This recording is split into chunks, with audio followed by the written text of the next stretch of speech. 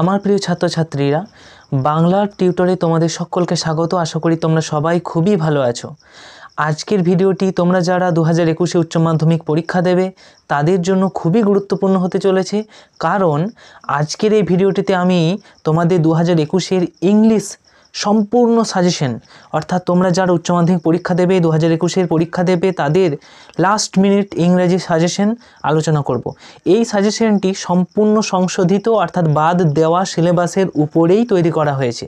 সেই জন্য আমি অনেক দিন রিকোয়েস্ট আসার পরেও আলটিমেট এতদিন পরে বানিয়েছি, কারণ সিলেবাসটিকে দেখে একদম সবথেকে কম কিভাবে প্রশ্ন দেওয়া যায় সেই অনুসারেই আমরা বানানো হয়েছে। ভিডিওটি শুরু করার আগে আরেকটি কথা বলে রাখি যে এই যে সাজেশনটি আমার তৈরি করে দিয়েছে আমার বন্ধু নীলকমল ভট্টাচার্য। তোমরা নিশ্চয়ই এর আগে নাম শুনেছো। ইংলিশের তিনি আমাদের চ্যানেলে ইংলিশের যাবতীয় যা কিছু আছে তিনিই তৈরি করেন। তো তাকে আন্তরিকভাবে কৃতজ্ঞতা জানাই এই সাজেশনটি তৈরি করে দেওয়ার জন্য। তো আমরা আর কথা না বাড়িয়ে চলে যাই সাজেশনে এবং দেখে নিই, এবং তোমরা খাতা পেন বের করে সাজেশনগুলিকে লিখে নিতে পারো অথবা নোটবুকে এই সাজেশনের প্রশ্নগুলিকে দাগ দিয়ে নিতে পারো, তাতে একই উপকার হবে। আশা করছি তোমাদের ভালো লাগবে ভিডিওটি। তো চলো, যেমনটা প্রথমেই বললাম যে এই সাজেশনটি নির্মাণে সহায়তা করেছে আমার বন্ধু নীলকমল ভট্টাচার্য, তাকে আন্তরিকভাবে কৃতজ্ঞতা জানাই। এবং তোমরা যারা এই সাজেশনটি দেখছো তারা অবশ্যই তোমাদের নোটবুকে এই সাজেশনটি দাগ নিয়ে নিতে পারো অথবা খাতায় সুন্দর করে লিখে নিতে পারো, তাতে তোমাদের অনেক উপকার হবে। তো দেখো, আমরা চলে যাই সাজেশনে যাওয়ার আগে তোমাদের ইংরেজির সম্পূর্ণ সিলেবাসটি একটু আমরা চর্চা করে নিই, যে সিলেবাসে কি বাদ পড়েছে, কি আছে, আর কত কি নাম্বার, কোথা থেকে কি আসবে, সেগুলো একটু সম্পূর্ণ চর্চা করে নিই, তাহলে সাজেশনটি বুঝতে তোমাদের সুবিধা হবে। দেখো, তোমাদের সিলেবাসে প্রোজ আছে 4টি। দি আইজ হ্যাভ ইট, এটা স্ট্রং রুট, এটা সং রুট হয়ে গেছে, সরি, এটা স্ট্রং রুটস হবে, হ্যাঁ, স্ট্রং রুট। আর থ্যাংক ইউ ম্যাম, এটা বাদ গেছে। 3 কোয়েশ্চেন, তাহলে তোমাদের 3টে পড়তে হচ্ছে। একটা দি আই হ্যাভ ইট, এটা স্ট্রং রুটস, এটা আর 3 কোয়েশ্চেন, এটা, এই 3টি পড়তে হবে, থ্যাংক ইউ ম্যাম বাদ। তারপরে পোয়েট্রি তোমাদের 4টে পড়তে হয়। পোয়েট্রি অন এ ট্রি, এটা বাদ চলে গেছে। বাকি যে 3টি সেগুলি পড়তে হবে। Asleep in the valley, shall I compare the poetry on earth, এই 3টি পড়তে হবে। শেষে 3টি তোমাদের পড়তে হবে। Poetry on killing a tree, এটা বাদ চলে গেছে। প্লে অর্থাৎ নাটক, তোমাদের একটি মাত্রই নাটক পাঠ্য আছে এবং নাটক থেকে কিচ্ছু বাদ যায়নি, সব কিছু আছে। দি প্রপোজাল নাটকটির নাম, এটি তোমাদের পড়তে হবে। এবার তোমাদের অনেকের মনে প্রশ্ন জাগবে যে স্যার এই যে বাদ যাওয়া অংশগুলো কি হবে? এই বাদ যাওয়া অংশের নাম্বারগুলো তোমাদের যে অংশ থেকে বাদ গেছে সেই অংশেই চলে আসবে। মনে করো তোমাদের প্রোজে বাদ গেছে thank you ma'am, thank you ma'am থেকে যদি কোনো কোশ্চেন আসবে না, যে কোশ্চেনটা আসতো সেটা অন্যান্য থেকে চলে আসবে, ঠিক আছে? মানে তোমরা এটা পড়বে না, এখান থেকে কোনো কোশ্চেন, শর্ট কোশ্চেন কিচ্ছু হবে না, ঠিক আছে? আর যেগুলো বাদ, 2টি মাত্র ইংরেজি সিলেবাসে বাদ গেছে, থ্যাংক ইউ ম্যাম আর poetry on a killing tree, এই 2টি বাদ গেছে। এখান থেকে কোনো শর্ট কোশ্চেন, কোনো বড় কোশ্চেন হবে না, এই দুটোকে তোমাদের পড়তে হবে না। চলে যাই এবার ইংরেজি নাম্বার বিভাজনটি একটু দেখে নিই। লিখিত তোমাদের 80 নাম্বার থাকে, যেখানে 60 নাম্বার ব্রড থাকে, হ্যাঁ, আর 20 নাম্বার বোধহয় তোমাদের এমসিকিউ থাকে, আর প্রজেক্ট থাকে 20, দিয়ে মোট 100। এবার নাম্বার বিভাজনটা কেমন হয় দেখো। প্রথমে প্রোজ থেকে 6 নাম্বারে 2টি প্রশ্ন আসে 12, পোয়েট্রি থেকে 6 নাম্বারে 2টি প্রশ্ন আসে 12, প্লে থেকে 6 নাম্বারের 1টি প্রশ্ন আসে 6। তারপর 4-এর দাগে চলে যাই। 4-এর দাগে তোমাদের প্রথমে 4-এর দাগে এ বি সি 3টে পার্ট আছে। 4-এর দাগের এ পার্টে আসে 6 নাম্বার, 1 নাম্বারে 6টা গ্রামার আসে, ডু অ্যাজ ডেসক্রাইব, অর্থাৎ যা করতে বলা হয় সে অনুসারে করতে হবে। 4-এর দাগের বি হাফ করে 6টা প্রশ্ন আসে 3 নম্বরের, fill in the blanks with preposition. 4-এর দাগের সি 1টি প্রশ্ন আছে, 1 নম্বরের 1টি প্রশ্ন আসে এরর ইন সেন্টেন্স, অর্থাৎ সে একটা বাক্য থাকে সেখানে কিছু ভুল থাকে, সেটিকে ঠিক করতে হয়। 5 নাম্বার বা 5-এর দাগে চলে যাই। 5-এর দাগে 10 নাম্বার আছে। 5-এর দাগে 10 নাম্বার আছে, কি করতে হয়? Read the passage and answer the question, একটি প্যাসেজকে পড়ে সেখানে কতগুলি প্রশ্ন থাকে সেগুলির উত্তর দিতে হয়, 10 নাম্বার আছে। ছয়ের দাগে report or writing or Spacey, report writing, letter writing, Spacey writing, যে কোনো দুটি পরে অর থাকে, ঠিক আছে, কোনো অসুবিধা হয় না। 10 নাম্বার আছে। মোট দেখো হিসেব করে নাও, 12 12 6 6 3 1 10 10, অর্থাৎ 10 10 10 30, আর 6 আর 12 12 12 12 হচ্ছে 24 আর 6 30, 60 60 নাম্বারের টোটাল তোমাদের লিখিত পরীক্ষা হবে ব্রড যে প্রশ্ন। আমরা এখানে ব্রডের যে সাজেশনগুলি সেগুলো আলোচনা করব। আশা করি ভিডিওটি তোমাদের দেখো ভালো লাগবে। প্রথমেই যে প্রোজটি তোমাদের রয়েছে, দি আইজ হ্যাবিট, এখান থেকে প্রথম যে কোশ্চেনটি ধরা হয়েছে, খুবই গুরুত্বপূর্ণ প্রশ্ন এটি। Then I made a mistake, who made the mistake, why did he call his action as a mistake, did he really make a mistake, how did the speaker get rid of his doubt. এই প্রশ্নটা খুবই গুরুত্বপূর্ণ। তারপরে দেখো চলে যাচ্ছি, she would forget our brief encounter, who said and about whom, what is the brief encounter referred here, why did speaker think so.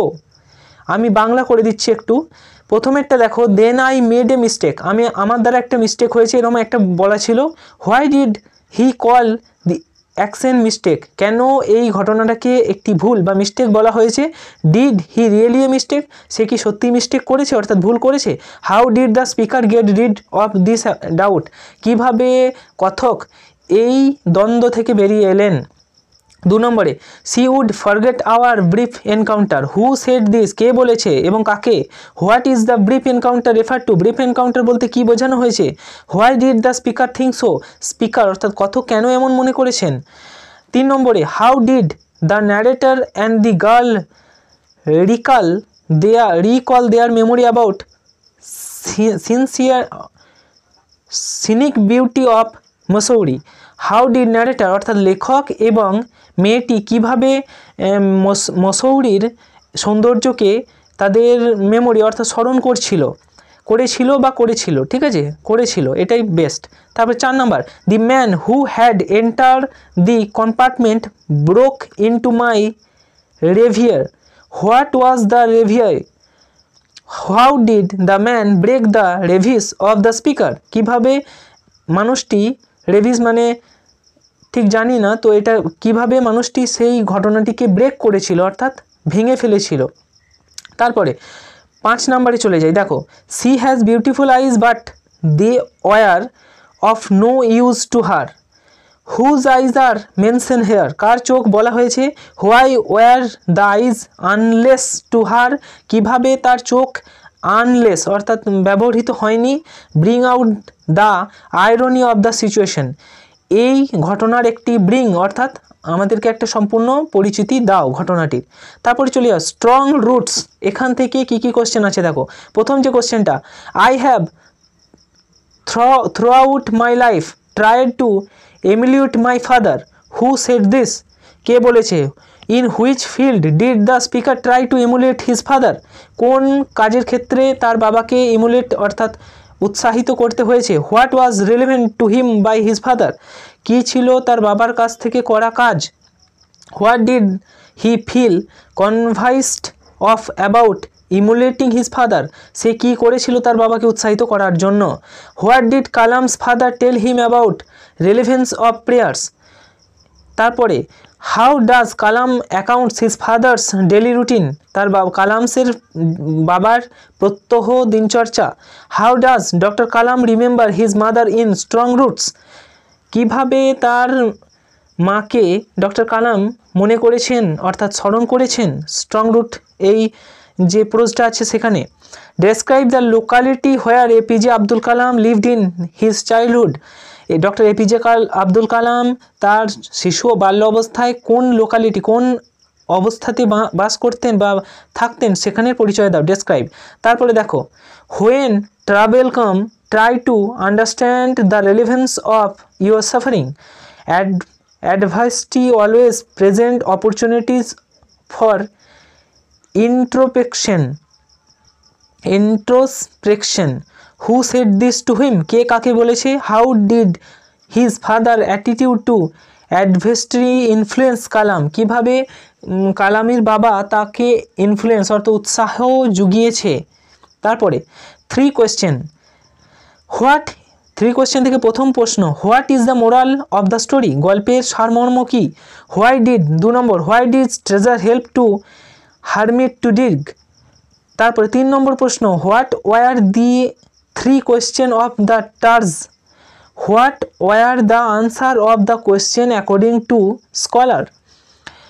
4 নম্বর প্রশ্ন, how did the enemy of the king became friend with the king, কীভাবে রাজার শত্রু বন্ধু হয়ে গেল।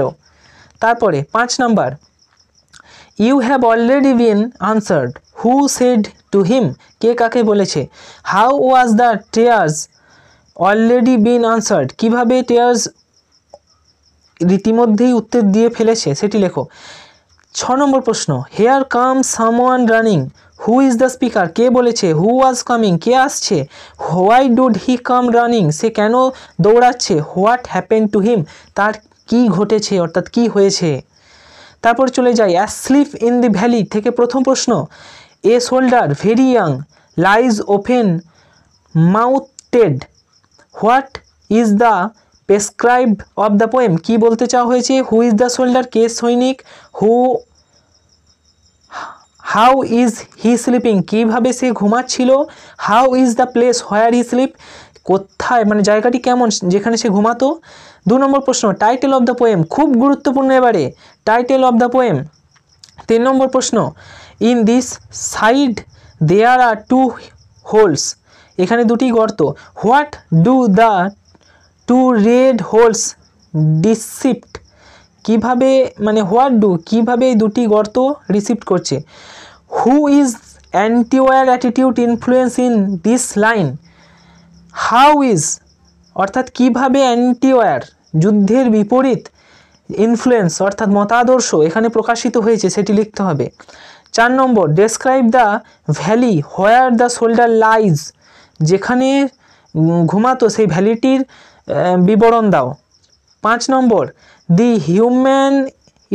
দি humming insects do not disturb his rest, what puts him to rest, why can not the insects disturb his rest, কেন insect পতঙ্গরা তাকে disturb করতো না, বিরক্ত করতো না। তারপরে চলে যাই shall I compare thee to a summer day, এই যে পোয়েমটা তোমাদের আছে এখান থেকে প্রথম প্রশ্ন। 1 নম্বর প্রশ্ন, but the eternal summer shall not fade, who is the poet, কে কবি। What is meant by the eternal summer, এখানে সমগ্র গ্রীষ্মকাল বলতে কি বোঝানো হয়েছে। How does the poet suggested that the eternal summer shall, eternal summer হতো এটা, হ্যাঁ eternal summer shall never fade, অর্থাৎ সমগ্র গ্রীষ্মকাল কিভাবে ফেড অর্থাৎ ফ্যাকাশে হয়ে গেল না সেটা কবি কিভাবে ডেসক্রাইব করেছেন সেটি এখানে লেখো। 2 নম্বর প্রশ্ন, শ্যাল আই কম্পেয়ার থেকে কোটেশন একটা আছে দেখো, and every fair from fair sometime declines, explain, এই লাইনটাকে এক্সপ্লেন করো। 3 নম্বর প্রশ্ন, and this give life to thee, what does this refer to, this বলতে কি বোঝানো হয়েছে। Who is referred to by thee, THEE, thee বলতে এখানে কি বোঝানো হয়েছে। How does this give life, কিভাবে সেটা জীবন দিল। তারপরে 3টি প্রশ্ন ধরা হয়েছে দেখো, 3টি প্রশ্ন shall I compare to the থেকে ধরা হয়েছে, খুব গুরুত্বপূর্ণ তোমরা দেখে রাখবে। তারপরে দি পোয়েট্রি অফ আর্থ, এখান থেকে প্রথম প্রশ্ন যেটা ধরা হয়েছে দেখো, the poetry of earth, a voice will run, where does the line occur, কোথা থেকে নেওয়া হয়েছে এই লাইনটি। What is the voice refer to here, এখানে ভয়েস অর্থাৎ শব্দটি কি বোঝানো হয়েছে, বলতে কি বোঝানো হয়েছে। When will the voice run, শব্দটি কখন ছোটে। তারপরে 2 নম্বর প্রশ্ন, he takes the leads, who takes the leads, when does he takes the leads, how does he takes the Leeds. মানে কিভাবে সে লিডসকে নিল অ্যান্ড কেমন করে নিল, কে নিল, সব কটা। 3 নম্বর bring out the concert, use the poem, কবিতাটির কনসার্ট অর্থাৎ সারমর্ম বা সহমর্মিতা ব্যাখ্যা করো। 4 নম্বর প্রশ্ন দি পোয়েট্রি অফ আর্থ থেকে that is the grasshopper, what is refer to by that, that বলতে কি বোঝানো হয়েছে, what does the poet mean to say, why does the poet use capital letter in grasshopper, কেন গ্রাসহপারে ক্যাপিটাল লেটার ব্যবহার করা হয়েছে জিটায়, এটা খুব গুরুত্বপূর্ণ প্রশ্ন এখানে, ঠিক আছে। What does the poet mean to say, কবি কি বলতে চেয়েছেন এখানে।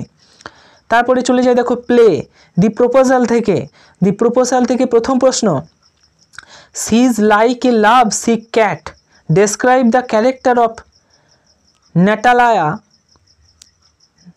অ্যাকর্ডিং টু দ্য সিচুয়েশন, এই ঘটনাক্রমে ন্যাটালায়ার চরিত্র চিত্রণ করো। 2 নম্বর প্রশ্ন I do not want anything of yours and I do not want to give up anything of mine, who says to whom, কে কাকে এই কথা বলেছে, bring out the irony of the line, এই লাইনটির ব্রিফলি অর্থাৎ সারমর্ম এখানে লেখো বা গুরুত্ব এখানে লেখো। তারপর 3 নম্বর you are not a neighbour, you are a grabber, who says to him, কে কাকে বলেছে, হোয়াই ইজ দিস সেড, কেন এরকম বলা হয়েছে। 4 নম্বর I love come to ask the hand of your daughter in marriage, who says to him, কে কাকে কথাটা বলেছে, হু ইজ দ্য ডটার, কে সেই কন্যাটি, what was the immediate reaction of the father, তার বাবার তাৎক্ষণিক রিয়াকশন অর্থাৎ প্রতিক্রিয়া এই কথা শোনার পর কি হয়েছিল। 5 নম্বর প্রশ্ন শেষ প্রশ্ন why the marriage proposal is important to all the character, কীভাবে, শেষ প্রশ্ন নয় সরি 6 নম্বর প্রশ্ন আছে, হোয়াই দ্য ম্যারেজ প্রপোজাল, কীভাবে বিয়ের প্রপোজাল বলতে একটা কি বলবো প্রপোজালই দেখো, কিভাবে বিয়ের proposal is important to all the character, কিভাবে সমস্ত চরিত্রের ক্ষেত্রে এই বিয়ের প্রস্তাবটা গৃহীত মানে গুরুত্বপূর্ণ হয়ে উঠেছে সেটি লেখো। 6 নম্বর প্রশ্ন describe the quarrel over dogs between the Lomov and Natalya, Natalya and লম্ভর যে ডগস এই ব্যাপারটা আছে সেই ঘটনাটিকে ডেসক্রাইব করো। 7 নম্বর প্রশ্ন খুব গুরুত্বপূর্ণ প্রশ্ন এটি, social life in the play, এই নাটকটির মধ্যে যে সামাজিক চিত্র ফুটে উঠেছে সেটির বিবরণ এখানে দিতে হবে। এই ছিল তোমাদের সাজেশন। রাইটিংয়ের জন্য আলাদা সাজেশন অবশ্যই আসবে আমাদের চ্যানেলে, খুব তাড়াতাড়ি আমি নিয়ে আসবো, দেখতে থাকবে চ্যানেল। তোমরা যারা নতুন অবশ্যই সাবস্ক্রাইব করে নিয়ে বেল আইকন ক্লিক করে অল করে দাও, আর ভিডিওটি ভালো লাগলে অবশ্যই লাইক করে দেবে, তোমাদের ছোট্ট লাইক আমাদের চলার পথে অনেক অনেক উৎসাহ যোগায়।